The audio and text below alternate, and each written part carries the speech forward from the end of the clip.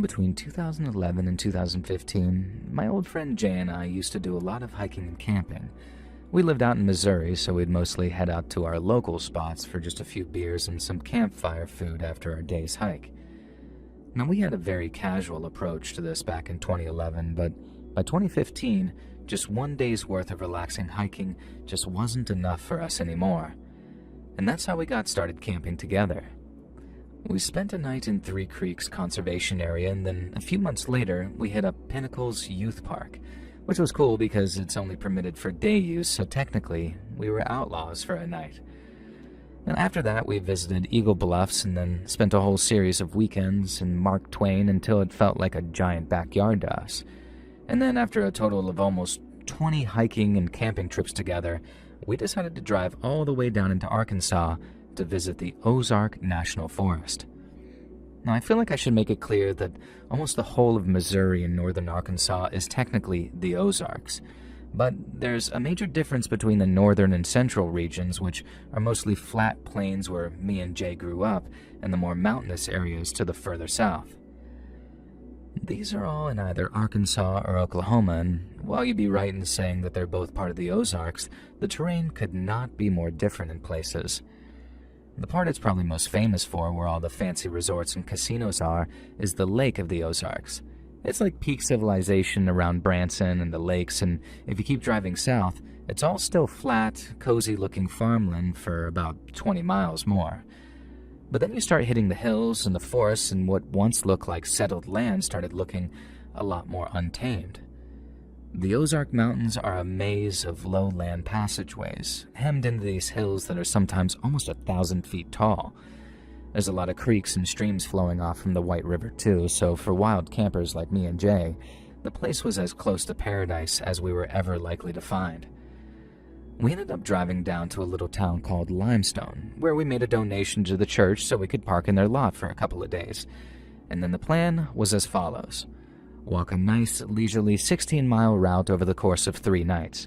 The first night, we camped at a place called Car Wash Falls, the second at Big Piney Creek, and then the third back at Car Wash before heading back to our car and back to civilization. And we were psyched for it. We had it all planned out.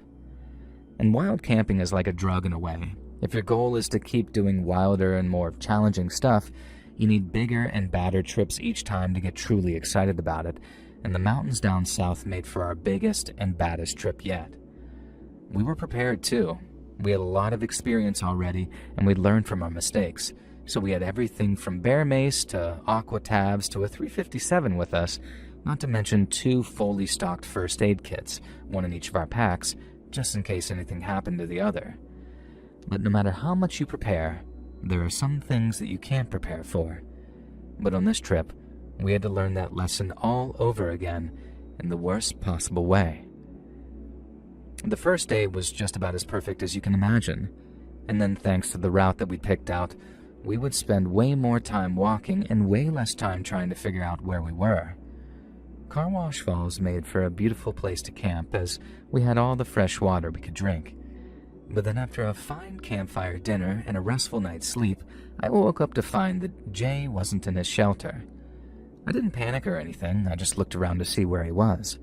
And then sure enough, I saw him over by the tree line, looking up into the wooded slope that lay between us and the waterfall. I gave him a loud whistle, which only had him turning his head for a second before he started up again into the hills. And that's when I called out to him, to ask what had taken his interest so much. Now I figured that he'd probably just yell his answer back to me, but when he didn't, and stayed quiet as he turned and started walking back towards me, I figured there had been some kind of wildlife encounter. We mostly stayed quiet around animals so we didn't spook them. Now from the way he kept looking over his shoulder as he returned to where we were camped, I figured that he might have seen a black bear, but Jay shook his head. He said a person had been watching us from the tree line and that he only noticed as he started walking towards the falls to take a morning wash. He added that he didn't get spooked until after he waved at what appeared to be a younger man. But instead of waving back, the guy turned and began jogging up the slope away from him. Now Jay obviously wasn't thrilled by this, but he didn't think the guy was anything more than curious. He probably figured out that Jay, who was wearing only shorts and carrying a towel, wanted to just get a bath in the waterfalls, and then jogged away because he wanted to give him some privacy. But then Jay said when he got to the falls, he looked up the track to see that same person watching him from about 60 to 70 yards off. He stayed watching as Jay rinsed himself off in the cold water, and Jay said that he wanted to shout something like, "Take a photo, a-hole, it'll last longer," but decided it best to just not antagonize any fellow hikers or, God forbid, any locals. Thankfully, the guy watching was no longer visible when Jay stopped taking a bath, but then as he was walking back through the trees towards this open grassy area where we were camped, he got this creeping feeling that he was being watched. He then stopped, turned around, and bingo, this strange dude was up at the tree line near the track, watching him walk off. That's why Jay was stopped and watching the tree line when I first woke up and saw him, and why he seemed so cautious when he walked back over to me and started dressing again. This wasn't the first time that we'd come across someone acting weird in the woods during one of our camping trips, and the way you handle it is to just move on, and not emotionally, of course, but physically. People accused us of hunting out of season, or of being on their land, or sometimes they got confrontational for what seemed like just the hell of it. But every single time, the proven solution was to hike a couple of miles in any direction. No one ever followed us or messed with us. It was just sort of a out of sight, out of mind for those a-holes. So that's what we did. We packed up our campsite, hiked about 2 miles further south, and then stopped in some shade to eat a little bit of breakfast before getting back to it. And the rest of the second day was eventful, and we made it to Big Piney Creek by around dinner time. A whole creek meant taking a full dip after the second day's hike, which was nothing short of incredible. We'd also walked a full 7 miles from our last campsite, and each of us thought that we'd hiked our way out of any potential trouble. But we were wrong. We were sitting around the campfire that night, passing a bottle of whiskey back and forth, when suddenly we heard a noise in the tree line about 50 yards behind us. We had our bags of food hung up in that same tree line, so at first we figured it might have been a deer sniffing at them, or if we were really unlucky, a bear. Black bears aren't all that dangerous or confrontational, but they can still put in a fine effort at knocking your food bag off of whatever branch it's hanging from. And if they do that when you bring as little food as we did, you're kind of in trouble. And so, once we were sure something was sniffing around our food bags, we got up and ran towards the tree line with our flashlights, waving them around and making noise to scare off whatever was there. We each heard something running, but we never got a glimpse of what it was. We then walked back to our campfire and tried to settle in again, but maybe 15 minutes later, we heard something moving towards us through the dark and distant trees. It didn't go near the food bags again. It just crept up and down in a different part of the tree line, staying quiet for long periods like it was almost watching us. We honestly thought it was a deer or something, and just a curious one at that, and we'd been on so many trips by that point that some distant, non-aggressive animal didn't spook us in the slightest, especially not with the bear mace and that gun close at hand. The trouble was, the thing stayed there for what felt like hours. Even after we'd doused the campfire and were lying in our shelters on our mats in pitch darkness, you'd hear the old crunch or crack of something creeping through the distant tree line. Jay would occasionally say something like, "You hear that? There it is again." But each time we just sort of laugh off the tension like we always did. Now, I didn't much care what it was as long as it stayed where it was. And then after a while, and after we heard whatever it was slowly retreating back into the woods, I was finally able to relax enough to get some sleep. The next morning was kind of tense, as the first thing in our minds was the thing in the tree line the previous night. But once again, we were planning on packing up and moving on after a quick bath in the creek. Now, we felt more than capable of defending ourselves against whoever it was, and we didn't once suspect that some single entity had been stalking us along the trails that whole time. But that, ladies and gentlemen, is what I now suspect we were wrong about. The plan was to spend a second night near Car Wash Falls, just in a less visible spot where we were less likely to attract unwanted attention. But then in the early afternoon, we stopped in the shade of some trees at the edge of the trail when Jay announced that he was going to take a dump. He grabbed some wipes and the little poop shovel we always brought with us, and then walked up off this low rise that flattened out at the top. Just enough so I lost sight of him after maybe 20 or 30 yards or so. I figured that I was in for a quiet, uneventful couple of minutes, but literally no sooner did I think that I heard Jay up on the rise yell, and these were his exact words. "Whoa! Hey there, little buddy. You just about scared the crap out of me there." I couldn't tell if he was talking to an animal or a person, but I obviously wanted to find out. So I went running up that rise and through the trees atop it until there, right before me, I saw Jay facing down a little kid. Now, he couldn't have been any older than about 11 or 12, and aside from his brown hair, I guess the best way to describe him in one word is neglected. He was wearing what looked like hand-me-downs, and in his hand, he held what looked like a toy bow, with a little quiver full of toy arrows on his back. Now, I guess I only thought that because of how small they were. They had this handmade look to them, which I guess should have been the big clue right there. But I couldn't fathom that this kid had a legitimate bow and arrow and was just allowed to head out playing with them on his own. It was only when I got closer that the kid took one of the arrows from his quiver, and while I didn't see any big shiny points on the arrow, I didn't see like a safety stopper or whatever either. I remember looking at Jay and asking him, "Dude, is that thing real?" Only for him to immediately turn the question on the kid. The kid didn't say anything back, he just shot me a look so I could see all of his face for a second, enough to see that he was ugly, really ugly, and had a lazy right eye. He then looked back at Jay, put the arrow on the string, and then pulled it back. And that sound it made, that tight, almost creaky sort of tension in the string, that's what confirmed to us that it wasn't some toy. This thing was real. We just ran, or tried to anyway, because the next thing Jay lets out is this loud scream. Not loud like scared, but like a scream of pain, and I knew in that moment he'd been hit. Now, I was nearest to that slope that led to our pack, so I was the first down and the first to look back, but not until I heard a second scream of pain from Jay, and when I got to my pack and looked up, he had two, not one, but two small wooden arrows sticking out of him, one out of his shoulder and the other much lower near his hip. He screamed at me to grab the gun, but I was already going for it. And then since I kept it within easy reach, it was maybe only a second or two before I had it pointed at the kid, who by then had chased us to the top of that rise that I mentioned. He let one more arrow fly at us, but I guess the sight of the gun threw his aim off a little, because right before I fired, I heard the whooshing around of it flying past my head before the kid took off in the opposite direction. I knew I must have missed him too, because there was no way in hell a kid would still be standing there after taking a .357 at any range.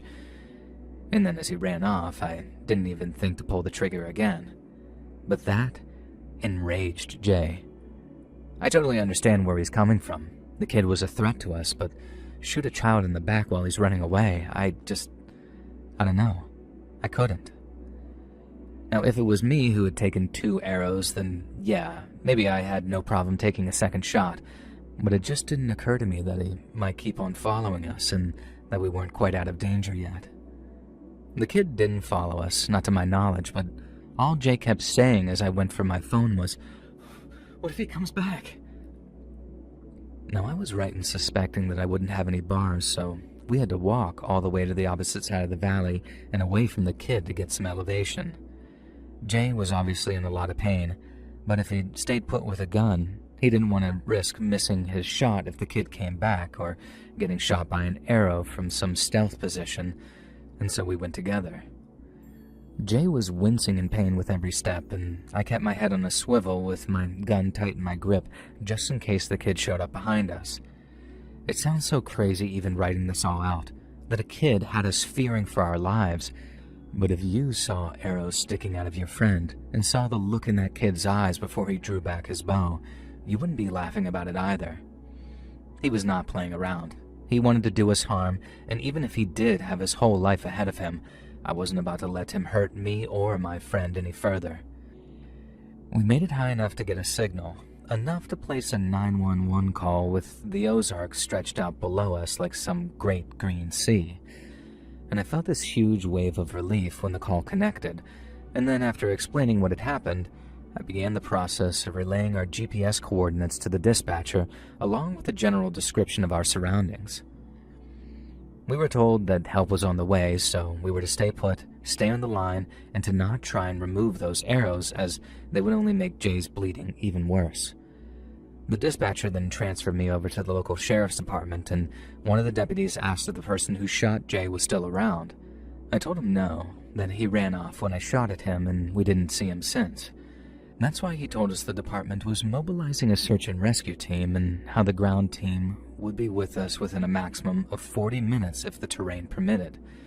But if it didn't permit, it was a case of bringing in a helicopter to get us out. And after maybe 15 minutes, the adrenaline was starting to wear off for the both of us, so Jay seemed to be in more and more pain with each passing second.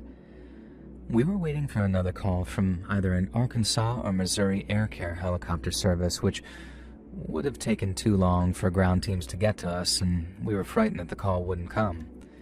But thank God, the system worked just as it should, and within a few minutes or more, my phone was buzzing with incoming calls from a flight nurse. Now, he talked us through walking downhill and back towards the clearing that we'd been walking through so they could use it as a makeshift landing zone, and after that, he told us to stay put and stay visible, and then said that they'd be with us as soon as possible. Now, the wait was agonizing, but Jay said the pain was easier to bear knowing that help was on the way. Now, his shirt and pants were soaked with blood by then, and he was laying down on his front trying not to move. Moving around so much had made the wounds worse, I think, but like he said, it was all easier knowing that help was on the way. And then within 10 to 15 minutes tops, we heard the distant sound of rotor blades as the rescue chopper closed in. And there was still plenty of light, so the crew had no trouble seeing us, thankfully, and then after circling once, they stopped above us and flew closer to the ground. The crew then dropped a specialized stretcher that they used to haul people up. One of the medics came with it on a rope, and before we got Jay on the stretcher, he had to clean and dress the wounds and clip the arrows so he could lie on his back without too much pain. Jay asked why he didn't pull them out together if he had his whole medical kit with him, but the guy yelled something about ER doctors doing it in a sterile environment and how that was a way better option. I figured that's where me and Jay would part ways, and I'd have to walk all the way back on my own before driving to whatever hospital he was being taken to. But it turns out the chopper had room for me, so I got to experience my one and only helicopter ride with a wounded Jay laying at my feet. I remember looking out the window as we took off, thinking maybe I'd see that kid in the tree line, but there was no one. Whoever that kid was, he was long gone. And after we flew out, and after sitting in the hospital waiting area for a couple of hours, one of the doctors appeared with some good news for me. Jay's surgery had been successful, and the arrows had luckily missed anything vital. But they needed to keep him overnight for observation just to make sure neither wound was infected. I then had to wait a bit longer for a deputy from the county to show up, and then we did a whole interview on the 90-minute drive back, the place that we'd departed from a few days before. And that's where the sheriff and some park rangers had set up a small temporary HQ as they had guys searching the trails for any kind of evidence. But even though they'd been searching for a couple of hours already, nothing noteworthy had been found. I was exhausted by that point, but after collecting both of our packs from one of the rangers, I had to get into my car and drive all the way back to wait for Jay to be discharged. I found a cheap motel, paid for the night, and then slept like the dead after taking a shower, at least until the nightmares woke me up. I guess with Jay being in some strange place and knowing that he was still in the hospital, my mind couldn't rest properly, so I kept waking up every couple of hours to check the time until I eventually got a call from the hospital saying that Jay was good to go. Seeing him again made for one hell of a reunion, but that's where the good vibes started to end, because after that, we had to talk with the sheriff's deputy, and I don't think I'll ever forget what he had to say to us. Long story short, he told us not to get our hopes up. He said that folks who lived up in those hills weren't nearly as nice or welcoming as the folks in town, and that most likely they'd close ranks to protect whichever kid shot Jay with those arrows.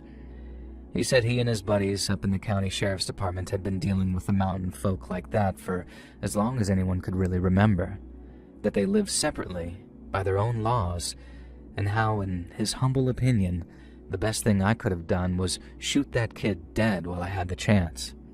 That way, I'd have done the whole community a real big favor and saved somebody a whole lot of trouble in the future.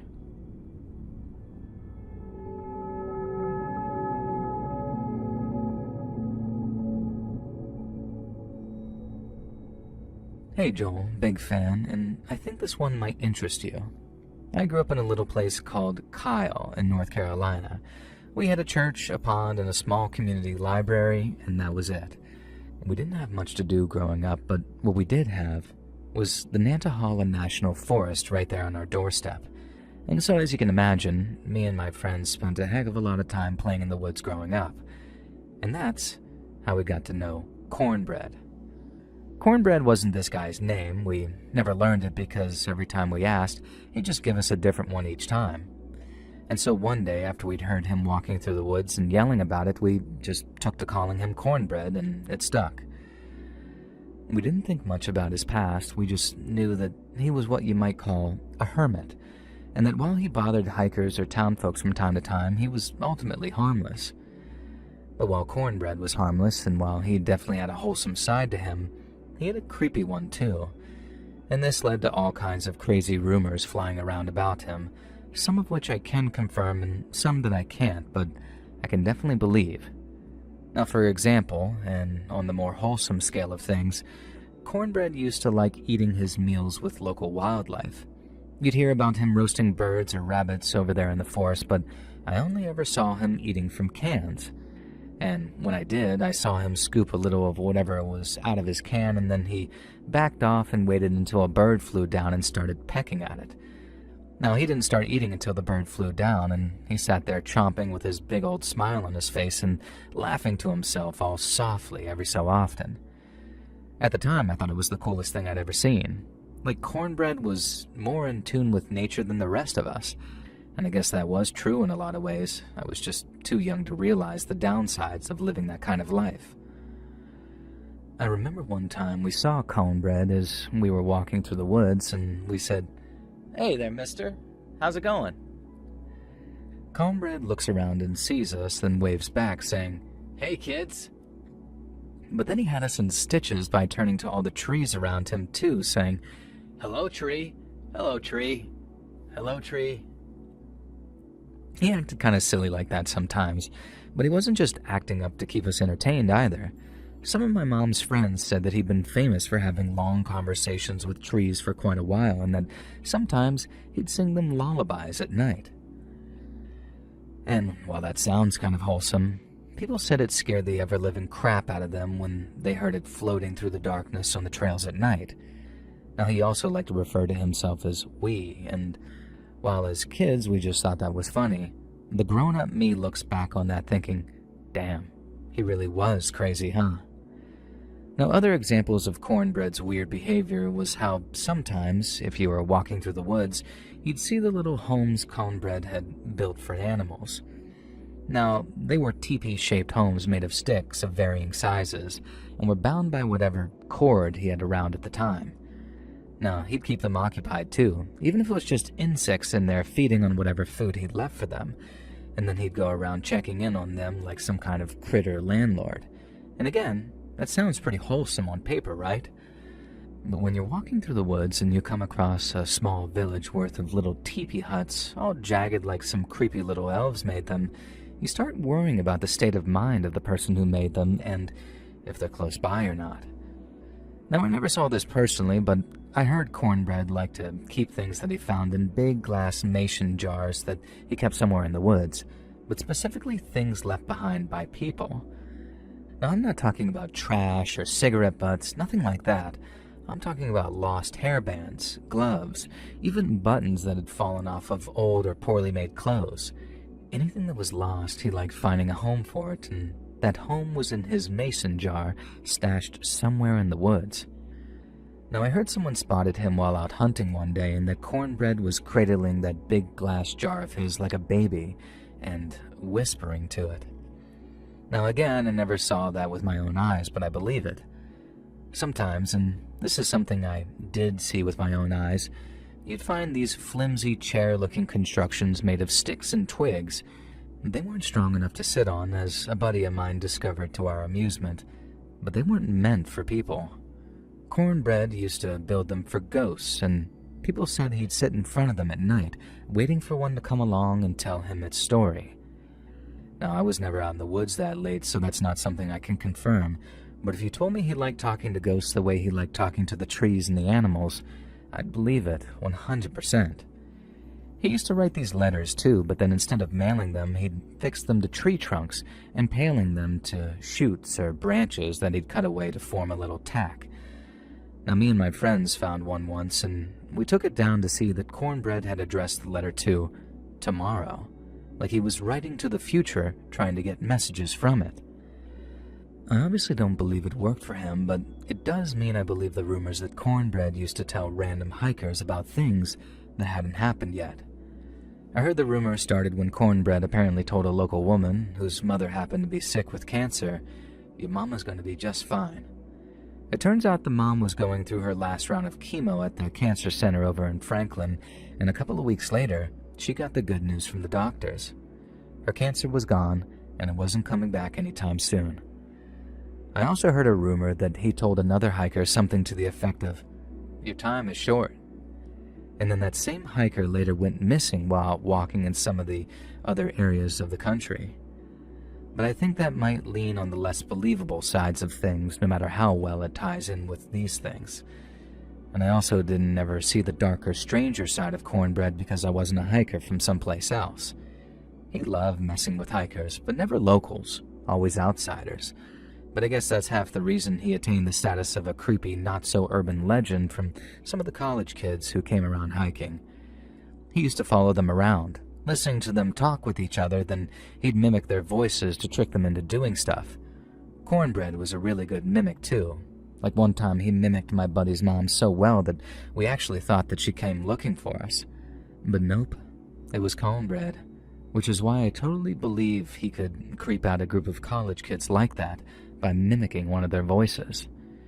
He'd also give them false directions if any of them were foolish enough to ask, and I heard more than one group of student hikers had gotten lost as hell after taking him at his word.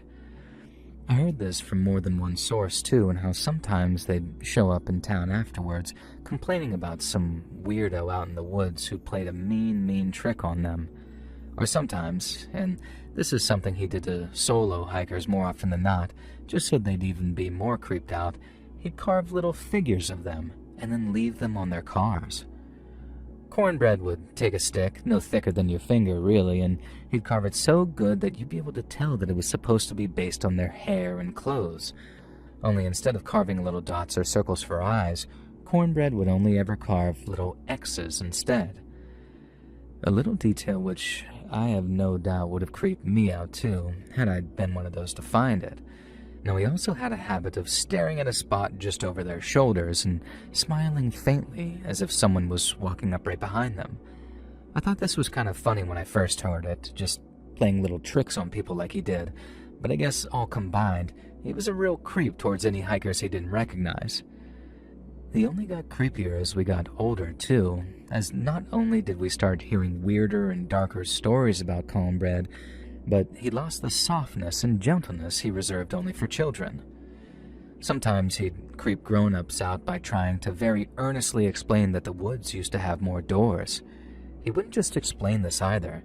He'd start getting all frustrated and angry that he couldn't find them anymore, and obviously people didn't enjoy seeing a weird old hermit freaking out about imaginary things while they were out hiking. Now, he also claimed that there are lines in the woods that it was dangerous to cross, and that people who went missing out in the middle of nowhere had often crossed these lines without knowing it. And this meant he often made crazy long detours to make it from A to B because it was better to do all that walking than face whatever fate had been suffered by those who crossed them. And then there's the stuff I can 100% confirm because he did it around or in front of me. And the first being that sometimes he'd stand in the same spot in the woods, completely still, for what must have been hours. He'd stand there, not moving, not even looking like he was breathing, and it didn't matter if you walked up and shouted cornbread, he just couldn't move. And then one time, I was out playing with my friends when we ran into him. He told us, and completely out of the blue I should say, that he hadn't slept in years because, and I'm using his exact words here, it's safer if one of us stays awake. And as far as I know, cornbread was still around when I went off to college, but it was also around then that sightings of him started to drop off. Folks who saw him, the ones who knew him, said he was slowing down, getting old, maybe even getting sick. Then there came a time when we realized no one had seen him in months, which quickly turned into years. And now, we all tend to believe that cornbread has passed and that he's out there in the woods someplace, slowly becoming a part of the place he chose to call home.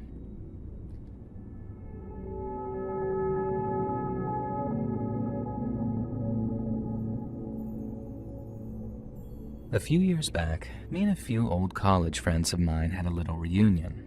We met at UCLA back in the 90s, and we used to spend a lot of our spare time hiking up in Santa Monica, and sometimes in the Angeles National Forest.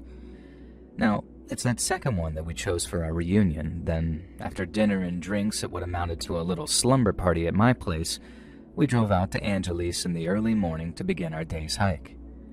And the hiking was fantastic, and it was awesome to be hanging out with old friends again, but after we got back to the place that I parked my car, we found that the car was missing. I had a total dude where's my car moment because I did not want to believe my car had actually been stolen. And then slowly but surely, I accepted it and I got appropriately pissed off. I called the cops from the trailhead to report my car and then called a cab to take us to this Korean barbecue place.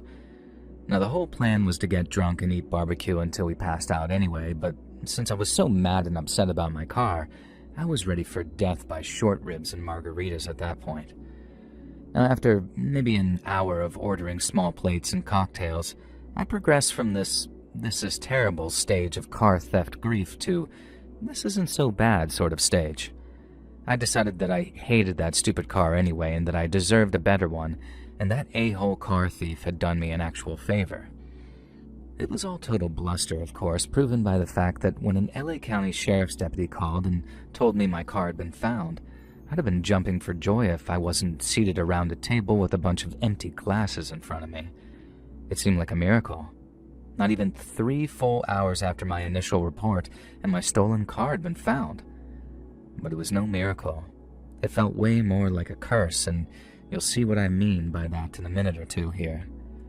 According to the deputy, my car had been found abandoned, having been driven down a trail and off-road by whoever had stolen it. I asked if they had any idea who that person might have been, and that's when the deputy asked me the rather chilling question of, "Do you know of anyone who might wish to do you harm?" Now, the obvious answer was no, but then he followed up by asking if I'd argued with anyone recently, if I'd made anybody angry in the recent past. Now, again, I couldn't think of anyone who might steal my car because that's obviously what he was implying, right? But it wasn't just that they'd stolen my car, it's the condition they left it in. So, one of the things that I brought with me in the car for the drive out to the forest was an old photo album. It included dozens of photos that we'd taken during our time in college, many of which had been taken during our many hikes together. One of them, a photo which included only myself and none of my other friends, had been removed from the photo album and stabbed into my dashboard with a knife. A knife that most definitely belonged to the person who stole my car. I literally couldn't believe what I was hearing for a second or two, like the poor guy had to straight up repeat himself a whole second time for it to actually sink into my head. And that's why he kept asking if I'd pissed anybody off, because he couldn't think of any other reason why I'd been especially targeted like that. Now, I mean, it obviously could have been a coincidence, and whichever lunatic stole my car just so happened to pick a photo of me when he just so happened to have stolen my car, too. But no matter how much my friends tried to reassure me of how that had to have been the case, I couldn't shake the feeling that it was personal somehow. My insurance dealt with all the repairs, and I ended up getting my car back a few weeks later, almost as good as new. but just being inside it and just looking at it, the memories creeped me out so much that I ended up selling it not long after at a steep discount, just so I could be rid of it. Because God forbid whoever stole it somehow worked out where I lived based on spotting it outside my apartment building. Because if there was a next time, it might not just be a photo of me that got a knife stuck into it.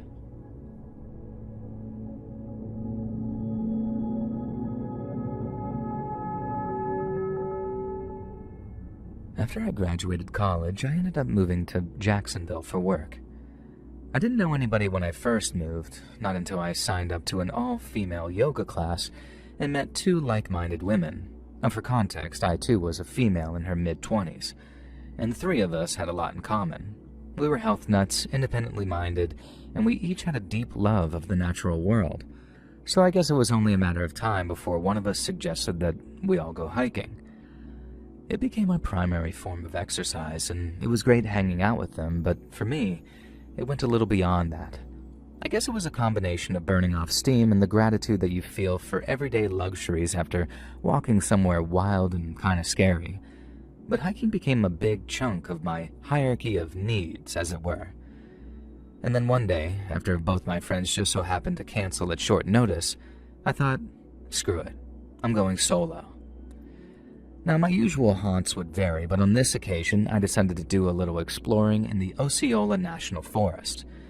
Osceola has a lot of swamp and a lot of wildlife, but thankfully, enough solid ground to make for a solid hike. I'd never visited previously, but it was only being about an hour's drive away, and I figured that it was a fine choice for a day's hike. Now, it's honestly one of the most beautiful places I'd ever been to, but in all the years since my visit that day, I haven't been able to bring myself to go back.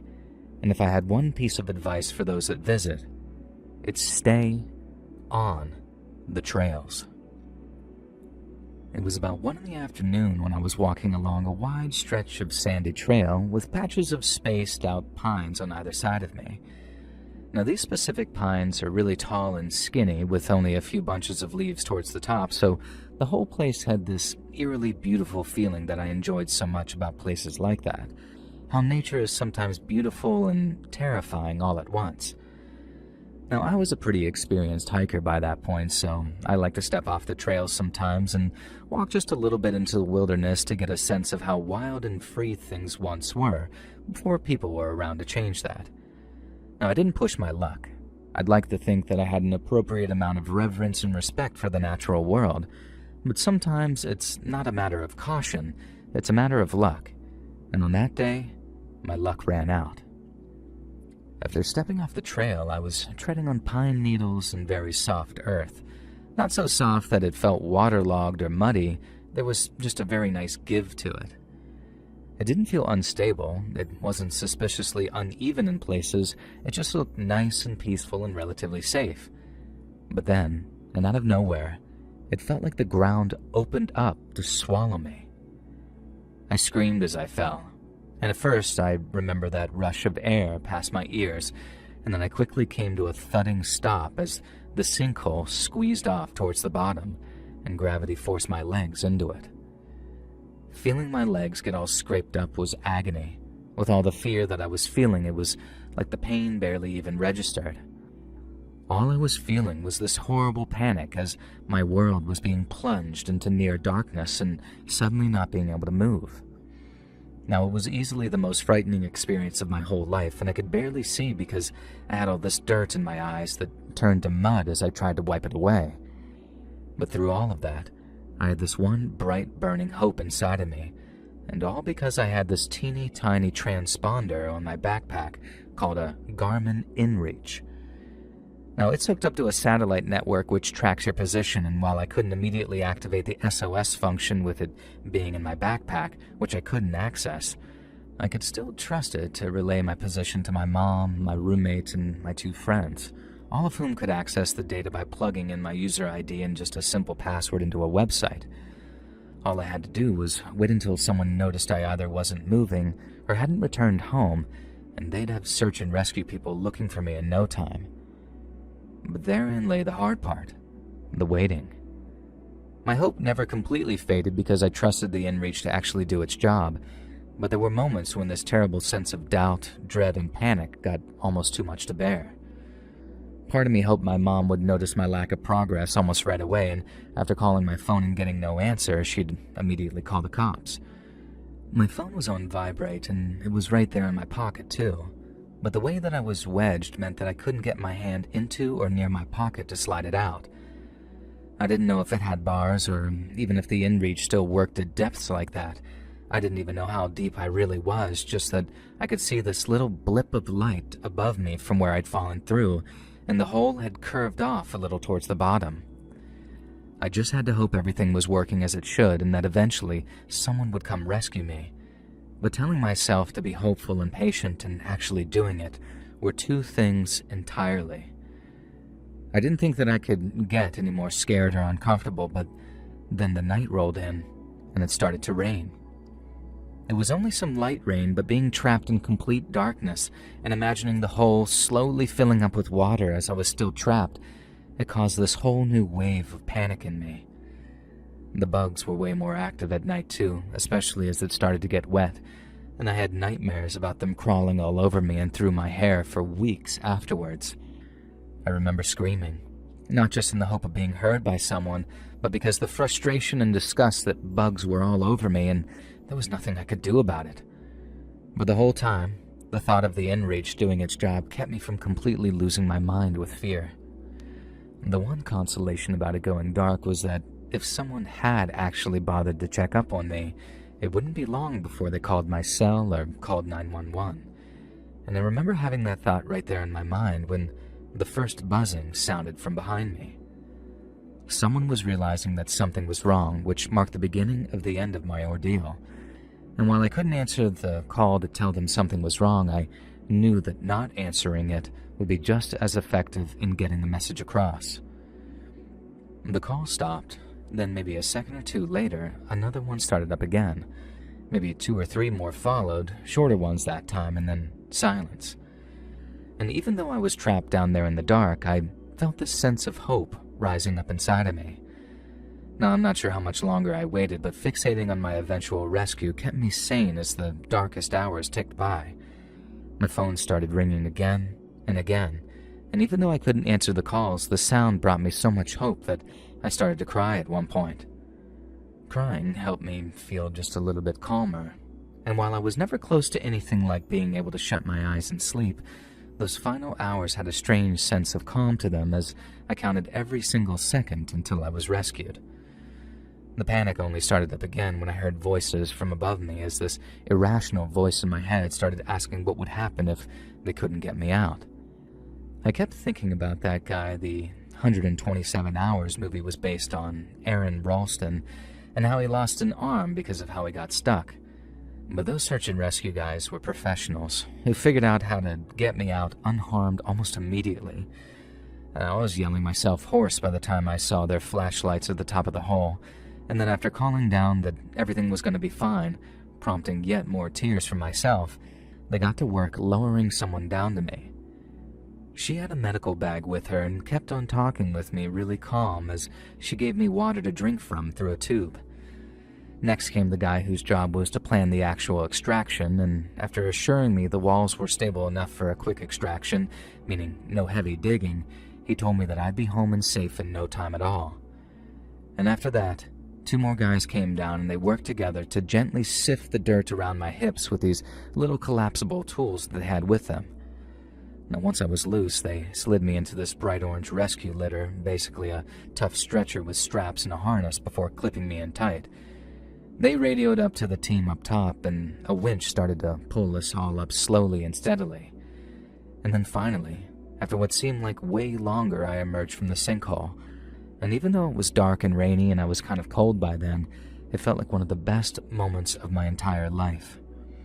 They had an ambulance waiting for me right there on the trail, and I also heard that they had a helicopter on standby just in case they'd pulled me up to find more serious injuries.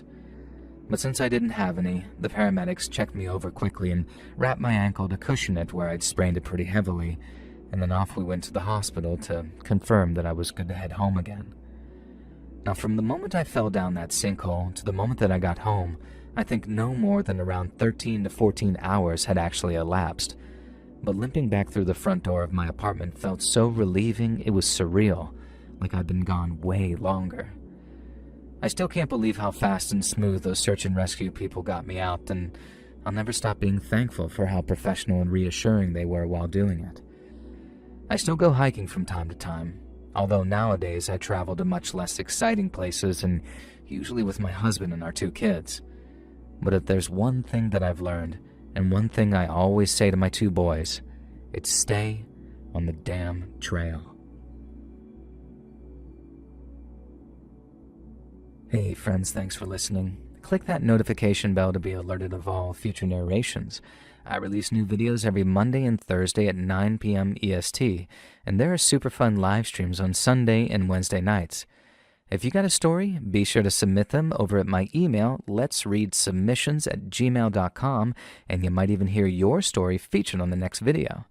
And if you want to support me even more, grab early access to all future narrations and bonus content over on Patreon, or click that big join button to hear about the extra perks for members of the channel. And check out the Let's Read podcast, where you can hear all of these stories in big compilations located anywhere you listen to podcasts. I also have a true crime channel called Saturn Soul. All links are in the description below. Thanks so much, friends, and remember, cornbread is friend, not food.